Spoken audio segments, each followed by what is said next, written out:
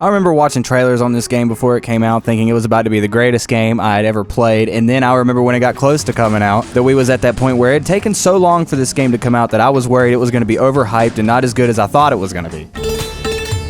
Then the game actually came out, I got it, I played it, and it actually was one of the best games that I've ever played, which is crazy because that's usually not how it happens. 99% of the time you get your hopes up for a game, it comes out, and then it usually isn't anything like you expected it to be, and it lets you down. But this one didn't. It lived up to the hype, and then it actually surpassed it a little bit. But the question is, here we are, many years later, the game's been out a long time, does the game still hold up, and is it as good as I remember it being? This game came out in 2015. Yes, 2015. How long ago was that? We're all old.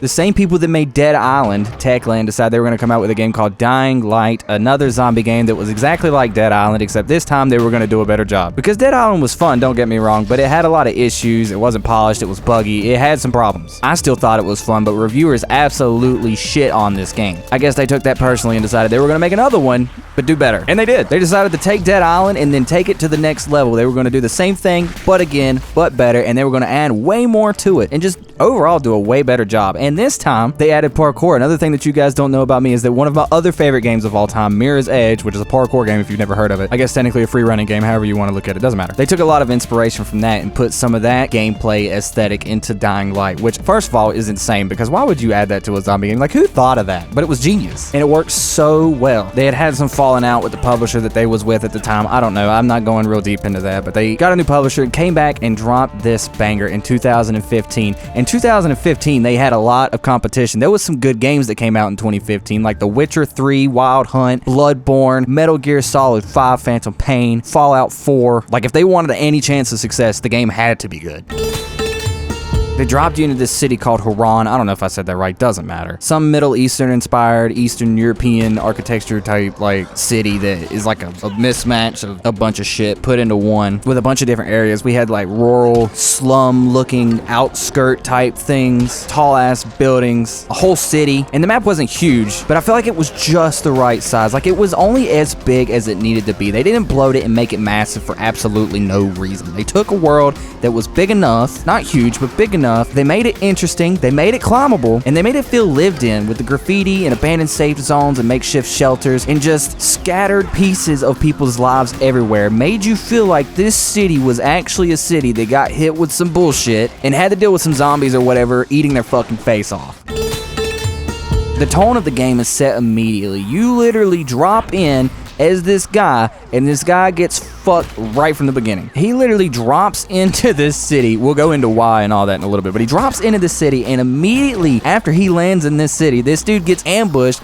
by a bunch of asshole survivors and then gets bitten and infected by zombies, literally right off the rip. As soon as the game starts, like there is no question what kind of game this is about to be. It's nice because it's like a mix between survival horror and action. It's horror because it's got some moments that are tense and kind of scary, but it's also action because you're always doing shit, you're killing shit, you're breaking shit, blowing shit up sometimes. You're always doing something that keeps it exciting. And usually one takes away from the other. If you have an action heavy game where you're always doing a bunch of stuff, it's usually not scary. And if you have a game that's scary, usually you're not doing a bunch of stuff, but somehow this game managed to do both. And the game had this day and night cycle where day was usually the safer time. It really wasn't that safe. If you didn't know what you was doing, you were still gonna get your shit pushed in, but it was the safer time that would lead into night. But then at night, everything just sucked and you just got fucked up constantly.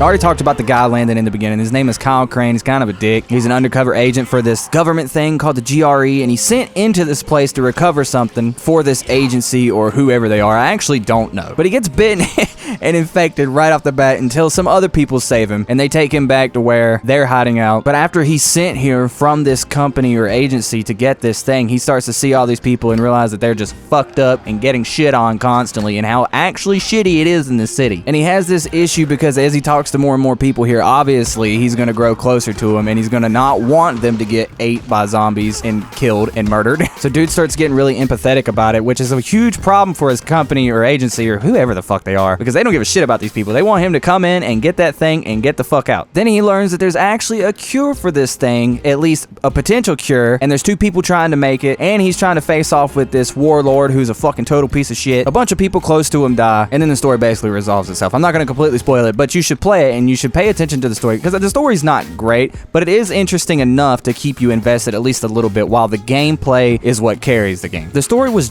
just enough. It wasn't amazing. It wasn't amazing. But I enjoyed the way that they gave him this dilemma between helping these people and doing his job with the GRE, because they're just a bunch of fucking assholes, I'm not gonna lie. So he's sitting there struggling with that basically the entire story. And that was my favorite part. A lot of it is just typical zombie movie shit, but this little bit of it was kind of like a little twist.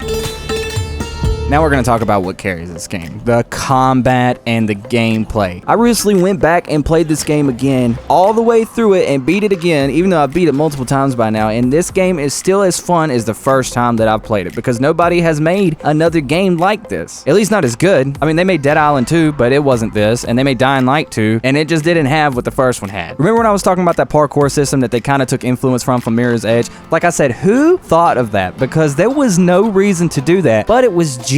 It was so amazing, because the only other game that had anything like that up until this point was Mirror's Edge, which obviously because that game entirely revolved around it, but no other game had introduced anything even close to this. I mean, I guess you could say Assassin's Creed, but Assassin's Creed was its own thing. This was a first-person, free-running system, parkour, ordeal, whatever, and it wasn't something that was kind of just shoehorned in there, like, oh, I guess we could add it and just have it in there, and if people use it, cool, or whatever, and if they don't, then whatever. You had to use it. Like, you had no choice. It was a essential part of the game. If you didn't use it, these zombie bastards were going to chase you the fuck down and take your fucking lunch money. And good luck getting extra chicken nuggets after that shit, because your ass gonna be broken. Mom and dad already told you that was your entire fucking allowance for the week. Now, I don't know about you, but 4 chicken nuggets just ain't enough for me, because I'm a grown-ass man. But sometimes you couldn't get away, so sometimes you had to fight people. And a lot of games do this thing where they have one good mechanic and then one really shit mechanic, and then it's like, oh, you get to choose what you do, and then you just kind of end up doing the one mechanic because the other one's dog shit. But the combat in this game was anything but dog shit. It's still some of the most fun combat in a game. When you start off, you have jack shit. You're out here beating motherfuckers with a lead pipe and busting kneecaps. And I got all the way through the game and ended up with these overpowered ass weapons, because you can craft weapons and you can add tweaks to them. And they got guns and shit too, but the guns are kind of ass, I'm not gonna lie. We can just pretend that the guns don't exist. But you can add these, I don't want to call them attachments, but these mods or effects to different melee weapons. And between crafting a weapon and putting these weapon mods on it, you would end up with some overpowered ass shit. So by the time I got done with the game, I was one-shotting everything. But I had already finished it and I was still enjoying it. So what I just got rid of my overpowered ass weapons. I went back to the lead pipes. I was out here again just looking for any zombie varsity athlete and ruining that motherfucker's career. There's almost nothing more satisfying than just taking a basic weapon in this game, whether it be a baseball bat, a lead pipe, a machete, or whatever, and fighting zombies with it. Going up and breaking their bones and smashing their fucking face in is something that literally just does not ever get old. Cutting off someone's arm, kicking them in the face is so good. But there is one thing with the combat that I actually don't really super love, and that's the durability mechanics they have in the game. So you got weapons, and as you beat these motherfuckers down with baseball bats, eventually they start to break down and they get shitty, and then they break.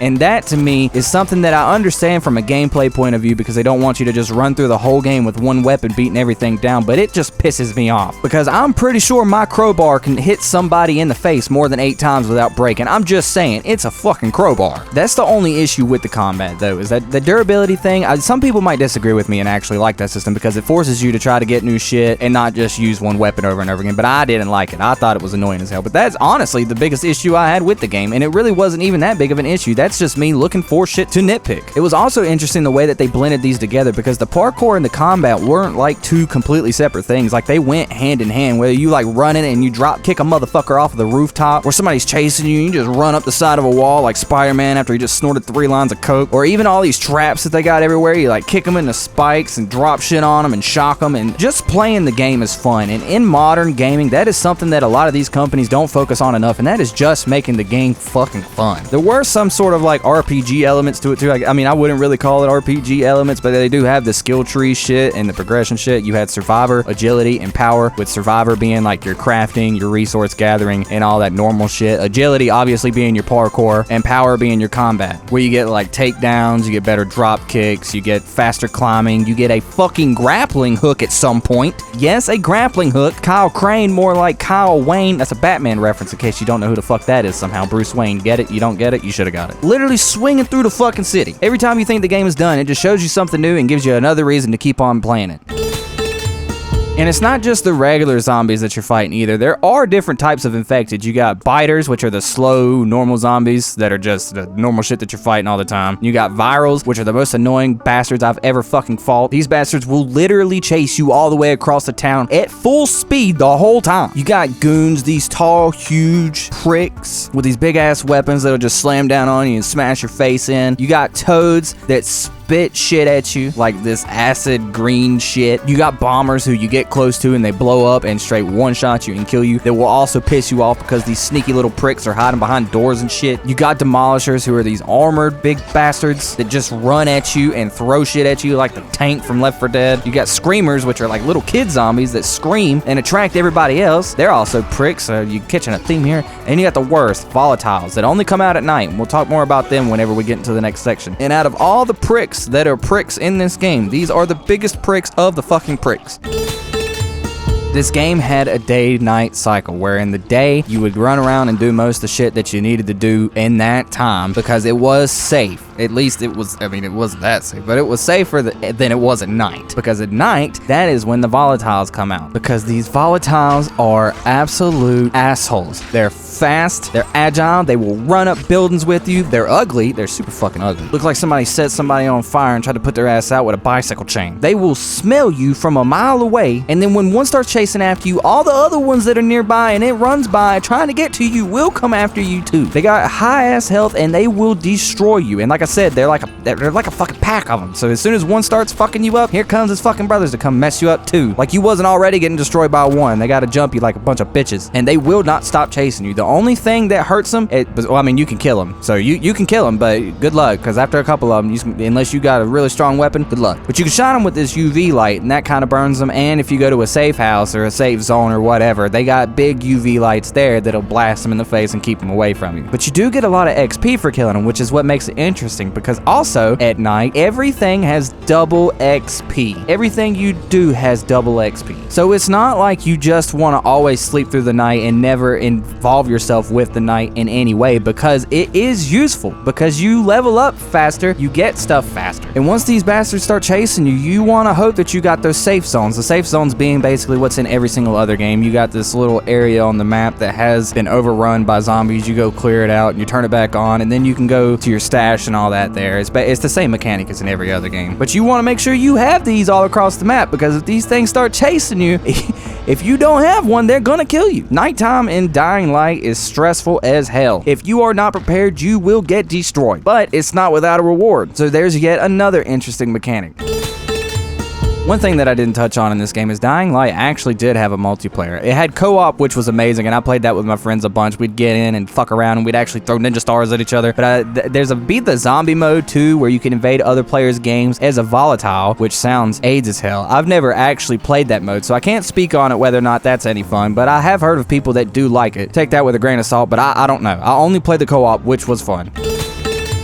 But does Dying Light hold up? Yes, it does. It is still one of the best zombie games, one of the best games I have ever played. It's definitely the best zombie game. No other zombie game, besides maybe Left 4 Dead, has ever come close. If you've never played Dying Light, you are doing yourself a disservice, because you should go and play it right now. You should get it. It's on sale all the time on Steam for like $5. It's like the easiest $5 I've ever spent in my life. The game has aged like a fine wine, if I do say so myself. So anybody that has played it, who was just clicking on this video to see if I was going to shit talk or to see if I enjoyed it or if it did hold up, it does hold up. And new people who haven't played it but have seen or heard of it and are thinking about playing it, I'm telling you now, you should go play it. Let it go on sale, get it for a cheap price, especially if you like zombie games even a little bit. If you don't, you'll probably still enjoy it, but if you like them even a little bit, you're gonna fucking love this game, I'm telling you. A lot of you guys are used to me being super negative, but this game is not worth being negative over, because it's simply one of the best fucking games ever made. But I hope that you guys enjoyed this video, whether you did or didn't. Either way, leave it down in the comment below how you felt about it, and I'll catch you all in the next one.